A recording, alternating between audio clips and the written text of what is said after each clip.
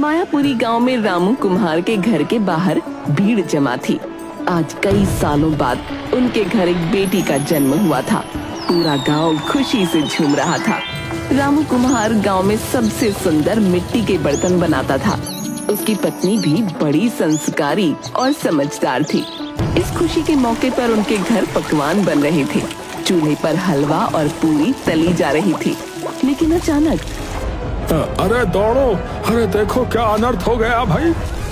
लोगों ने दौड़कर आग बुझाने की कोशिश की, पर रामू और उसकी पत्नी आग में जलकर खाक हो चुके थे। पूरा गांव शोक में डूब गया। रामू की बूढ़ी माँ किसी तरह बच गई। अपनी नवजात पोती को घूर कर देखा और चीख पड़ी, तू क्यों बच गई करमजली? तेरे माँ बाप तो मर गए और तेरा भार मुझ पर छोड़ गए। अब मैं इस बुढ़ापे में कैसे तुझे पालूं? गांव का मुखिया आगे आया। अरे अम्मा, अरे कैसी बातें कर रही हो?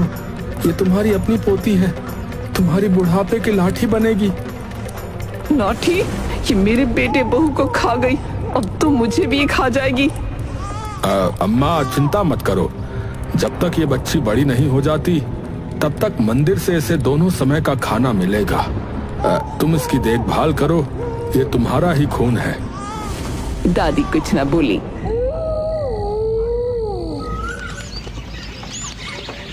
रामू की बेटी धीरे धीरे बड़ी होने लगी। गांव वालों ने उसका नाम मुन्नी रखा। जब वो 3 साल की हुई तो रोज सुबह मंदिर जाने लगी। वहाँ वो अपने छोटे छोटे हाथों से मंदिर की सफाई करती, भगवान कार्तिकेय की मूर्ति को फूलों से सजाती और उनसे बातें करती। एक दिन वो मूर्ति के सामने बैठी और मासूमियत से बोली, भगवान, अम्मा और बाबू को तुमने अपने पास क्यों बुला लिया? दादी भी मुझसे प्यार नहीं करती, तुम तो मुझसे प्यार करते हो ना? लेकिन भगवान की मूर्ति से कोई जवाब न आया। मंदिर के पुजारी उसकी श्रद्धा देखकर प्रसन्न होते और उसे भोजन के लिए पत्तल में प्रसाद रख देते। बेटी, तू कितनी दयावान है। इतनी श्रद्धा से भगवान के मंदिर की सफाई का कार्य करती है। कार्तिकेय महाराज एक दिन तुझे तेरे सवालों के उत्तर अवश्य देंगे बेटी। मुन्नी खुशी खुशी खाना लेकर घर जाती, लेकिन घर पहुंचते ही दादी उसमें से आधा खाना खुद खा जाती। तेरे भाग्य में तो भूखी लिखी है, इतना अच्छा खाना क्यों अकेले खाएगी? मुन्नी कुछ ना बोलती, बस चुपचाप बैठकर जो बचता वो खा लेती। जब मुन्नी सिर्फ 5 साल की थी, दादी ने उसे घूरते हुए कहा, तेरा बाप इतनी सुंदर बर्तन बनाता था कि दूर दूर से लोग उसके घड़े खरीदने आते थे। चल तू भी बर्तन बनाना सीख। अब तू बड़ी हो गई है, मेहनत करेगी तभी तो हम दोनों का पेट भरेगा। कब तक भीख मांगकर जिएंगे? 5 साल की नन्ही सी मुन्नी, जो अभी तक मिट्टी से खेलने की उम्र में थी, अब मिट्टी से बर्तन बनाने की जिम्मेदारी उठाने लगी। वो दिन भर अपनी छोटी छोटी उंगलियों से चाक पर मिट्टी के घड़े और दिए बनाने की कोशिश करती। जहाँ गांव के बच्चे खेलते, वहाँ मुन्नी मिट्टी के बर्तन बनाने में जुटी रहती।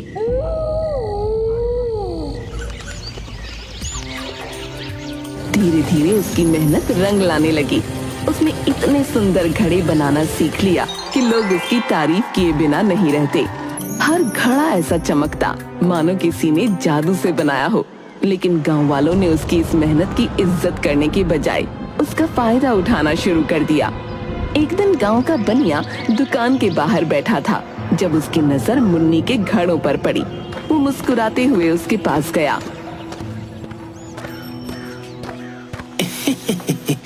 अरे मुन्नी, ये घड़ा तो बड़ा ही सुंदर बनाया है रे तूने। मेरी बीवी ने कहा है कि हमें ऐसे 4 घड़े चाहिए। अच्छा ठीक है भैया, 4 घड़ी बना दूंगी, पर पैसे कब देंगे? बनिया जोर से हंस पड़ा। पैसे? अरे पैसे बाद में दूंगा ना, पहले ये घड़े मेरे घर पहुंचा दे। और हाँ, बदले में तेरे लिए 2 मुट्ठी चने रख दूंगा। छोटी सी मुन्नी को भूख लगी थी। उसने सोचा कि शायद चने से दादी खुश हो जाएगी।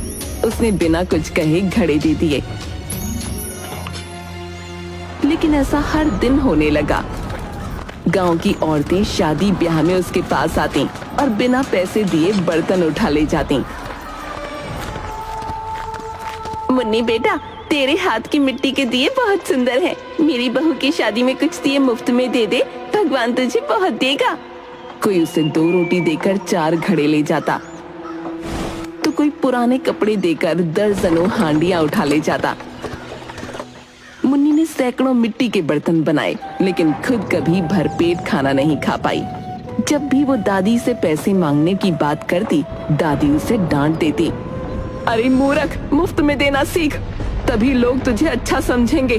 पैसे मांगकर तू लालची बनेगी क्या? हर साल गांव में कार्तिक पूर्णिमा के मेले का आयोजन होता था। हर कोई नए कपड़े पहनकर आता, मिठाइयाँ खाता और खुशियाँ मनाता। इस बार मुन्नी ने सोचा कि वो भी अपने बनाए हुए बर्तनों की दुकान लगाएगी। सुबह सुबह वो अपने सबसे सुंदर घड़े, दिए और हांडियां लेकर मंदिर के पास बैठ गई। हर आने जाने वाला उसकी दुकान देखता, पर कोई खरीदने की बजाय मजाक उड़ाने लगा। अरे मुन्नी, ये बेचने आई है? अरे बहन, हम इसे चने देकर ही सारे घड़े ले लेंगे। हाँ। लोग उसकी दुकान से बर्तन उठाते गए, पर किसी ने पैसे न दिए। जब मेला खत्म हुआ तो मुन्नी ने देखा कि उसकी दुकान खाली हो चुकी थी, लेकिन हाथ में 1 पैसा भी नहीं था। रुआसी होकर वो दादी के पास गई और धीरे से बोली, दादी, सबने मेरे बर्तन ले लिए, पर किसी ने पैसे न दिए।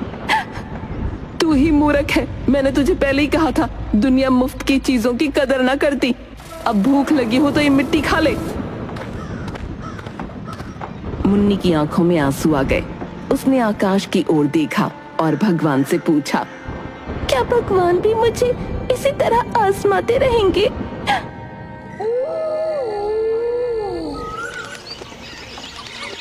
मुन्नी धीरे धीरे बड़ी होने लगी, लेकिन उसने मंदिर जाना कभी न छोड़ा। वो हर दिन मंदिर की सफाई करती, भगवान की मूर्तियों को फूलों से सजाती और उनसे बातें करती। जब भी घर में बर्तन इतने ज्यादा हो जाते कि रखने की जगह न बचती, तो वो उन्हें मंदिर में जाकर लोगों को उपहार में दे देती। एक दिन पुजारी ने उसे रोककर पूछा, बेटी, तुम इतनी मेहनत से ये बर्तन बनाकर उन्हें मुफ्त में क्यों दे देती हो? पुजारी काका, भगवान मेरे मित्र हैं और ये उपहार मैं अपने मित्र को देती हूँ। इसके बदले में कभी न कभी मेरा मित्र भी तो मुझे उपहार देगा ना। उसकी मासूमियत देखकर पुजारी की आंखें नम हो गईं। उन्होंने भगवान से प्रार्थना की, हे भगवान, ये बच्ची इतनी निर्दोष और दयालु है, इसे भी इसका हक मिलना चाहिए प्रभु। इसी तरह मुन्नी का जीवन चलता रहा। बस अब वो हर सुबह दादी की गालियां सुनती, मंदिर की सफाई करती और फिर बर्तन बनाती। दिन भर मिट्टी के बर्तन बनाने के बाद भी उसकी झोपड़ी खाली रहती थी, लेकिन दिल उम्मीद से भरा रहता था। उस रात तेज बारिश हो रही थी, ठंडी हवाएं झोंके मार रही थीं। झोपड़ी के छप्पर से टपकती पानी की बूंदों की आवाज के साथ बिजली बार बार चमक रही थी। घर में खाने के लिए सिर्फ 2 रोटियां और थोड़ी सी चटनी थी। बूढ़ी दादी 1 रोटी खाकर चटाई पर सो गई और खर्राटे लेने लगी। तभी अचानक दरवाजे पर जोर जोर से खटखटाने की आवाज आई। मुन्नी डरकर उठ बैठी। उसने दादी की तरफ देखा। दादी ने करवट बदली और आंखें खोलकर गुस्से से बोली, बैठी क्या है, जाकर दरवाजा क्यों नहीं खोलती? हो सकता है कोई राहगीर हो। हमारे पास तो लूटने के लिए है भी कुछ नहीं, बेचारा कुछ देकर ही जाएगा। जा दरवाजा खोल। मुन्नी ने धीरे धीरे दरवाजा खोला और हैरान रह गई। बाहर एक बहुत बूढ़ा साधु खड़ा था। उसकी झुर्रियों से भरा चेहरा, लंबे सफेद बाल और कांपते हाथों में एक मोटा सा डंडा था। महाराज, इस समय आप यहाँ क्यों आए हैं? आपको क्या चाहिए? बेटी, मैं बहुत दूर से आ रहा हूँ। मुझे बहुत भूख लगी है। बारिश के कारण कपड़े भी भीग गए हैं और बहुत ठंड लग रही है। क्या मुझे आज रात यहाँ सोने का स्थान मिल सकता है? अंदर से दादी की खींच भरी आवाज आई, लो फिर आ गए न जाने कहां से फोकट के लोग। अरे यहाँ अपना पेट भरने को खाना नहीं है, तुम्हारा पेट कहाँ से भरेंगे? ना ही सोने के लिए हमारे पास कोई बिस्तर है। तुम्हारे लिए ये अच्छा होगा कि 9 तो 11 हो जाओ। दादी की बात सुनकर साधु उदास हो गया। उसने जाने के लिए अपना डंडा संभाला ही था कि मुन्नी ने चुपके से इशारा करके उसे अंदर बुला लिया। साधु ने झोपड़ी के बरामदे में बैठते ही चारों ओर नजर दौड़ाई। बेटी, ये पूरा घर बर्तनों से क्यों भरा हुआ है? कितने सुंदर घड़े, हांडियां और दिए हैं। तुम इन्हें बेचते क्यों नहीं? महाराज, गरीब से बर्तन भला कौन खरीदेगा? जिसको जरूरत होती है वो कुछ खाने के बदले बर्तन उठा ले जाता है। तो तुम भूखी रहती है? मुन्नी ने सिर झुका लिया। आप बैठिए, मैं आपके लिए खाना लाती हूँ। मुन्नी ने अपने हिस्से की एकमात्र रोटी और चटनी लाकर साधु के सामने रख दी।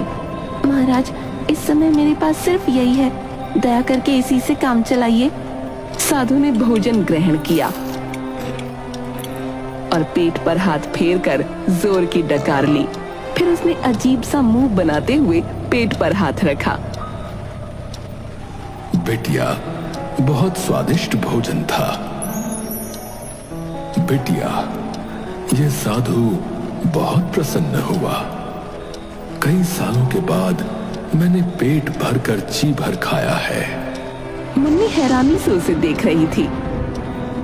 अब मुझे कोई कपड़ा दे दो ताकि मैं अपने हाथ को पोंछकर साफ कर सकूं। मुन्नी असमंजस में पड़ गई। महाराज, हमारे पास तो तन ढकने के लिए भी कपड़ा नहीं है। आपको पोंछने के लिए मैं कपड़ा कहाँ से दूं? अगर आप चाहें तो मेरे बालों से खुद को साफ कर सकते हैं। साधु ने ये सुनते ही ठहाका लगाया। बेटिया, तो सच में बहुत प्यारी और त्याग की मूर्ति है। इसके बाद साधु ने मुन्नी के लंबे बालों से हाथों को पोंछ लिया। बेटिया, आज के बाद तेरा जीवन बदल जाएगा, लेकिन पुराने मंदिर को स्वच्छ करना मत भूलना। फिर साधु ने डंडा चलाते हुए एक के बाद एक मिट्टी के बर्तनों को तोड़ना शुरू किया। पूरा घर बर्तनों के टूटे टुकड़ों से भर गया। साधु चटाई पर लेटकर खर्राटे लेने लगा। अचानक साधु महाराज चटाई से उठे और जोर की अंगड़ाई ली। उन्होंने देखा कि मुन्नी मिट्टी से नए बर्तन बना रही थी। बेटी, घर में तो पहले से ही इतने बर्तन पड़े हैं, फिर और बर्तन बनाने की क्या आवश्यकता है? मुन्नी ने हाथ जोड़कर विनम्रता से उत्तर दिया। महाराज, ये सारे बर्तन अब इस्तेमाल करने लायक नहीं रहे। दादी के जागने से पहले मैं इन सभी को बाहर रखकर फिर से नए बर्तन बना रही हूँ ताकि वो नाराज ना हो। साधु ने मुन्नी के बनाए एक बर्तन को हाथ में लिया और ध्यान से देखा। बेटी, तेरे हाथों में तो गजब की कला है। इतने सुंदर बर्तन कोई आम इंसान नहीं बना सकता। फिर उन्होंने अपना डंडा उठाया और बर्तनों के ढेर पर जोर से मारा। टन आवाज गूंजी और अचानक पूरे घर में सुनहरी रोशनी फैल गई। मुन्नी को समझ नहीं आ रहा था कि क्या करे, पर वो चुपचाप बैठी थी। साधु चला गया। सुबह जब दादी उठी और घर की हालत देखी तो उसकी आंखें फटी की फटी रह गईं। अरे मुन्नी, ये क्या किया? सारे बर्तन तोड़ दिए। ये किसने किया? मुन्नी सहम कर चुपचाप खड़ी थी, लेकिन तभी कुछ चमत्कार हुआ। जैसे ही दादी ने एक घड़ा उठाया, वो सोने का बन चुका था। एक एक कर घर के सभी बर्तन मिट्टी की जगह सोने में बदल गए। दादी की हैरानी का ठिकाना न रहा। मुन्नी, जल्दी बता, वो साधु कौन था? क्या उसने कोई जादू किया? दादी, मैंने तो बस उसे अपने हिस्से की रोटी खिलाई थी। शायद भगवान ने मेरे लिए उपहार भेजा था। अब मुन्नी की किस्मत बदल चुकी थी। वो अब सिर्फ गरीब लड़की नहीं थी, बल्कि भगवान की सबसे प्यारी भक्त बन चुकी थी। सुबह होते ही दादी ने सोने का कुछ हिस्सा बचाया और बाकी खजाने को झोपड़ी के तहखाने में छुपा दिया। धीरे धीरे मुन्नी की झोपड़ी एक भव्य हवेली में बदल गई। अब उसके पास खूबसूरत कपड़े, अच्छा भोजन और आरामदायक जीवन था। लेकिन उसने अपनी सादगी और ईमानदारी न छोड़ी। वो अब भी रोज मंदिर की सफाई करती और सुंदर बर्तन बनाती। फर्क बस इतना था कि अब उसके बनाए हुए बर्तन खरीदने लोग दूर दूर से आने लगे थे। अब मुन्नी जवान हो चुकी थी।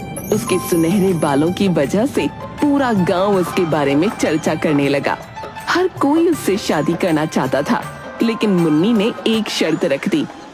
मैं सिर्फ उसी से विवाह करूंगी जो मुझे ये बताए कि मेरे बाल सोने के कैसे हो गए। गांव के कई अमीर युवक आए, लेकिन कोई भी इसका उत्तर न दे सका। मंदिर की सफाई करने के बाद मुन्नी को अचानक नींद आ गई। वो भगवान कार्तिकेय की मूर्ति के सामने ही सो गई। सपने में भगवान कार्तिकेय प्रकट हुए और बोले, मुन्नी, तूने सदैव अपनी मित्रता निभाई है। 3 साल की उम्र से तू मेरे मंदिर की सफाई करती आ रही है। 5 साल की उम्र से अपने बनाए बर्तन मेरे भक्तों को दान देती है। तेरे घर जाकर मैंने तुझे उपहार दिया। तेरे हर बर्तन में सोना भर दिया और तेरे बालों को सोने का बना दिया। ये तेरा पुरस्कार है। मुन्नी ने भगवान के चरणों में सिर झुका दिया। मुन्नी की आंख खुली तो वो हैरान रह गई। उसने तुरंत भगवान कार्तिकेय की मूर्ति के चरण पकड़ लिए। उसकी आंखों से आंसू बहने लगे और वो गदगद स्वर में बोल उठी, प्रभु, आप सच में आए थे। मैं आपको पहचान न सकी, न आपको बढ़िया भजन सुना सकी, न ही आपके लिए कोई आरामदायक आसन बिछा सकी। तभी आकाशवाणी हुई। पूरा मंदिर प्रकाश से भर गया। भगवान कार्तिकेय की मधुर वाणी गूंज उठी, मुन्नी, तूने सच्चे हृदय से मेरी सेवा की है। अपने हिस्से का भोजन मुझे अर्पित किया। अपने परिश्रम से बनाए बर्तन मेरे भक्तों के लिए समर्पित किए। मैं तुझसे अति प्रसन्न हूं। मैं तुझे आशीर्वाद देता हूं। आज से तू इस नगर की महारानी बनेगी और अब जीवन में तुझे कभी कोई कष्ट नहीं होगा। लेकिन उसके मन में एक सवाल उठ खड़ा हुआ। तो क्या प्रभु, अब आप मुझसे मित्रता खत्म कर देंगे? एक बार फिर आकाश से भगवान की वाणी गूंजी, पगली लड़की, भक्त और भगवान की मित्रता कभी समाप्त नहीं होती। मैं हर वर्ष कार्तिक पूर्णिमा के दिन तुझसे भेंट करने आऊंगा। अब जा, सुख के दिन तेरी प्रतीक्षा कर रहे हैं। और सुन, तेरा वर तुझे लेने आया है। मुन्नी तेजी से मंदिर से बाहर आई। बाहर निकलते ही उसने देखा कि राजा हाथ जोड़े खड़े थे। मुन्नी, मैंने सब कुछ सुन लिया है। अब मैं तुम्हारे सुनहरे बालों का रहस्य भी जान चुका हूं। तो क्या तुम मुझसे विवाह के लिए तैयार हो? मुन्नी ने राजा की आंखों में देखा। वहाँ सच्चा प्रेम और सम्मान झलक रहा था। लेकिन वो जानती थी कि उसे अपनी भक्ति और अपनी कला को कभी नहीं छोड़ना चाहिए। महाराज, अगर आप मुझे अपने हाथों से बर्तन बनाने से कभी नहीं रोकेंगे और हर साल कार्तिक पूर्णिमा को इस मंदिर में आकर वो बर्तन भक्तों में बांटने देंगे, तो मुझे आपकी हर शर्त मंजूर है। राजा ने बिना एक पल की देरी किए सिर झुका दिया और मुस्कुराकर बोले, रानी मुन्नी, मैं तुम्हारी हर शर्त सहर्ष स्वीकार करता हूँ। तुम्हारी भक्ति और सच्चाई के आगे मैं सिर झुकाता हूँ। इसके बाद राजमहल में धूमधाम से मुन्नी और राजा का विवाह हुआ। जो कुम्हार की अनाथ बेटी थी, उसने गरीबी और तिरस्कार झेला। वो अपनी सच्चाई, मेहनत और भक्ति के कारण एक शहर की रानी बन गई। लेकिन उसने कभी अपनी पहचान और भगवान से अपनी मित्रता को नहीं छोड़ा। हर साल कार्तिक पूर्णिमा के दिन वो अपने हाथों से बनाए मिट्टी के बर्तन मंदिर में दान करने आती और भगवान कार्तिकेय के भक्तों में बांटती। और तब मंदिर में एक दिव्य आभा प्रकट होती। ये भगवान की मौजूदगी का संकेत है।